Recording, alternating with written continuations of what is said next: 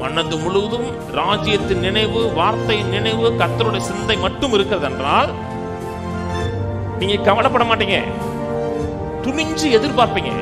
இது நடக்கும், இது அற்புதம் நடக்கும், கட்டாயம் வெட்கப்பட மாட்டேங்கிற போல்னஸ் இருந்துச்சுன்னா உங்களுக்கு அவிசுவாசம் இல்ல, விசுவாசம் மட்டும்தான் இருக்கிறது.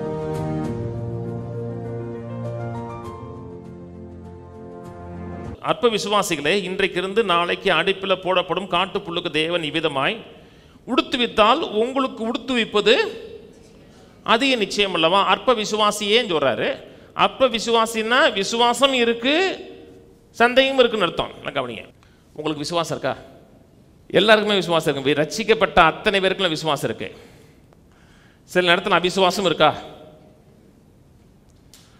சந்தேகம் இல்லாமல் விசுவாசம் மட்டும் இருந்துச்சுன்னா கவலைப்படுவதற்கான ஒரு துளி கிடையாது.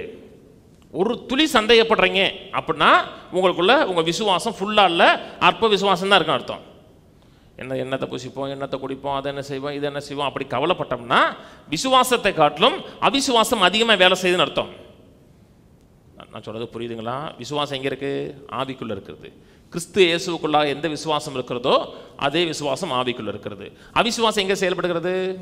அவிசுவாசம் மனதில் செயல்படுகிறது. ஆவி தேவனுடைய குணாதிசயத்தோடு நிறைந்திருக்கிறது. எப்படி அற்புதம் நடக்குது? மனதின் மூலமா தான் நடக்குது. கீழே சொல்றாருங்க, முதலாவது தேவனுடைய ராஜ்யத்தையும் நீதியின் தேடுங்கள், அப்பொழுது இவைகள்லாம் உங்களுக்கு நீங்க விசுவாசிக்கிற காட்டிலும் கூட கொடுப்பார். நல்ல ட்ரெஸ் கேட்டீங்கன்னா காட்டிலும் அதை காட்டிலும் பெட்டர் ட்ரெஸ் கொடுப்பார். ஏன் கொடுப்பார்னா தேவனோட ராஜ்யத்தை கேட்குறீங்க. மனது முழுதும் தேவனோட வார்த்தையினால் நிறைந்திருக்கிறது அப்படின்னா அங்கே சந்தேகத்துக்கு இடம் இல்லாமல் போயிடும். நான் சொல்றது புரியுதுங்களா? மனது முழுவதும் ராஜ்யத்தின் நினைவு, வார்த்தையின் நினைவு, கர்த்தருடைய சிந்தை மட்டும் இருக்கிறது என்றால் நீங்க கவலைப்பட மாட்டீங்க, துணிஞ்சு எதிர்பார்ப்பீங்க. இது நடக்கும், இது அற்புதம் நடக்கும், கட்டாயம் வெட்கப்பட மாட்டேங்கிற போல்னஸ் இருந்துச்சுன்னா உங்களுக்கு அவிசுவாசம் இல்லை, விசுவாசம் மட்டும்தான் இருக்கிறது. அந்த மார்க்கு சுவிசேஷ குழந்தையோட அப்பா யவீரை பார்த்து சொல்றாரு இல்லையா, ஒரு குழந்தை செத்து போதில்லைங்க, பயப்படாதே, விசுவாசம் உள்ளவனாக மாத்திரம் இரு. ஆங்கில பைபிளில் ஒன்லி பிலீவ்னா சந்தேகப்பட்டுறாத. பிள்ளை செத்து போச்சே, இது உருட எந்திருக்குமா எந்திரிக்காதான்னு ஒரு துளி கூட சந்தேகத்தை விட்டுறாத. அந்த யவீர் கொஞ்சம் சந்தேகப்படுறார், இல்லை சந்தேகமாக தான் இருக்குங்க அப்படின்னா யவீருடைய மகளை ஆண்டவர் எழுப்பியிருக்க முடியுமா? முடியுமா? முடியாதா? நிச்சயம் முடியாது. ஆண்டவர் சொல்ற, நான் வீட்டுக்கு வர்றேன், உன் மகளை எழுப்புறேங்கிறாரு. சரி ஆண்டவர்னு சொல்லிட்டு பின்னாடி அம்மா கல்லறை பக்கத்தில் சின்ன குழி தோண்டிடு அப்படின்னு சொல்லிட்டு போயிருந்தாருன்னா நடக்க முடியுமா? முடியாது.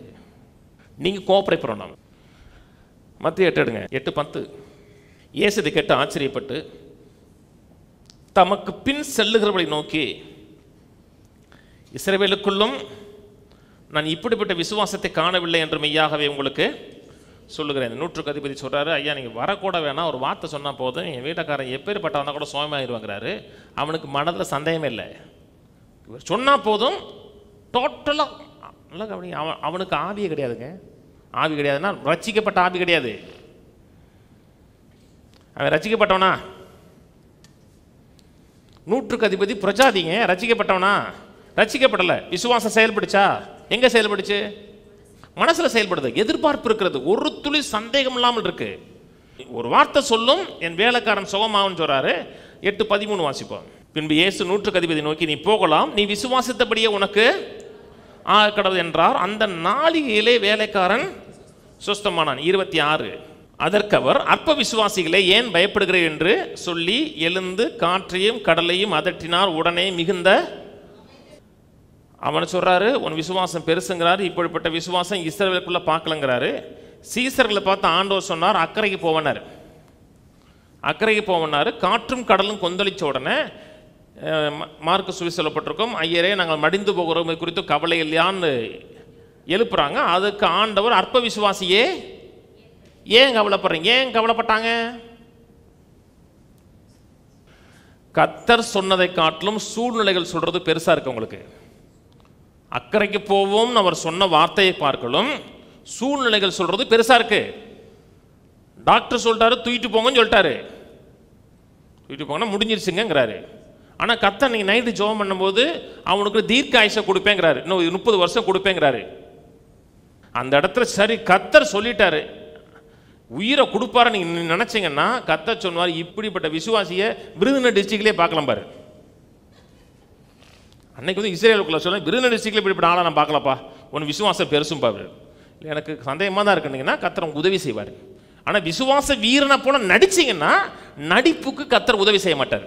முடியலையா, அட்மிட் பண்ணிடணும், எனக்கு அவிசுவாசம் இருக்கு, நீங்கள் எனக்கு உதவி செய்யணும், அற்புதம் நடக்கும். நான் சொன்னது புரியுதுங்களா? ஏசு எல்லாத்துலேயும் எதை எம்பசைஸ் பண்ணுறாரு?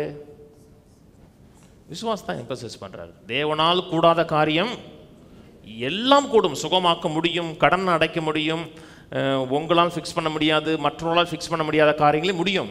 நம்ம செய்ய வேண்டியது என்ன? ஆண்டவரை விசுவாசிக்கிறேன், முழு மனத்தோடு விசுவாசிக்கிறேன்னு எதிர்பார்த்தீர்கள் என்றால் கர்த்தர் அந்த சூழ்நிலைகளை செயல்பட முடியும். எனக்கு கொஞ்சம் சந்தேகமாக இருக்குன்னா, ஆண்டவரே என் சந்தேகம் நீங்கள் எனக்கு உதவி செய்ய. நடிக்கக்கூடாது, பெரிய ஆள் மாதிரி நடிக்கக்கூடாது. பெரும்பாலும் எனக்கு கொஞ்சம் அவிசுவாசம் இருக்குது, எனக்கா என்னங்க என்னை பார்த்து அவிசுவாசின்னு சொல்லிட்டீங்க? நான் உங்களை பார்த்து சொல்லுங்க, ஆண்டவர் சொன்னாருங்க எல்லா இடத்துலையும். ஒரு மனிதனோட வாழ்க்கையில் அற்புதம் நடக்காத பொழுது கர்த்தர் எம்பசைஸ் பண்ண முதல் காரியம், ஒரு வாழ்க்கையில் ரகசிய பாவம் இருக்குன்னு சொல்லலை சொன்னாரா? ஒரு வாழ்க்கையில் ரகசிய பாவம் இருக்கு, நீ ஒழுங்கா சர்ச்சுக்கு வரல, நீ ஒழுங்கா ஜெபம் பண்ணல, ஒழுங்கா ஏதாச்சும் சொன்னாரா? அவர் எம்பசைஸ் பண்ணது எல்லா இடத்துலையும் விசுவாசத்தை மட்டும் தான் எம்பசைஸ் பண்றாரு.